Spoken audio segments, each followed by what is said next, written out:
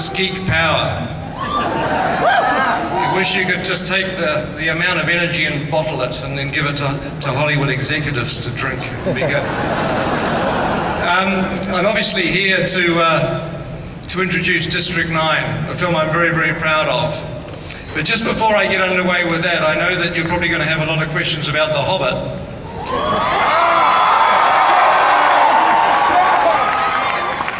Like, you're probably going to want to know that, you know, Bilbo Baggins is going to be played by... and I think he's going to be really good. No, I just thought before we get going with District 9, I'd give you a little bit of an update on The Hobbit. We're about, because everything's a process, it's a pipeline, and we're about 3 or 4 weeks away from delivering our first draft of the script of the first movie to Warner Brothers. Because the film's not greenlit yet. You know, we have to submit a script, the studio have to read the script and like it, and then once we have a script, we can then do a budget.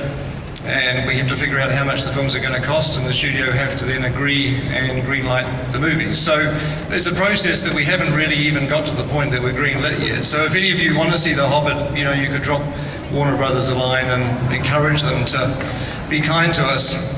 But I know that there's a lot of speculation about casting and who's playing different roles. I just want to be able to say, because it may avoid some of the questions later on, that, you know, we haven't got to the stage that we can offer anybody a role yet, because obviously we have to be green-lit, we have to have the authority to be able to make offers to actors, we have to be able to give them a schedule of when we want them to work and how long they need to work for, and obviously actors are going to want to read a script, so we have to have a script ready for them. So we're still about 3 or 4 weeks away from delivering that draft, and then we can start the process of the budget, and eventually, probably in about 2 months, is when we're going to be able to actually start to offer people roles.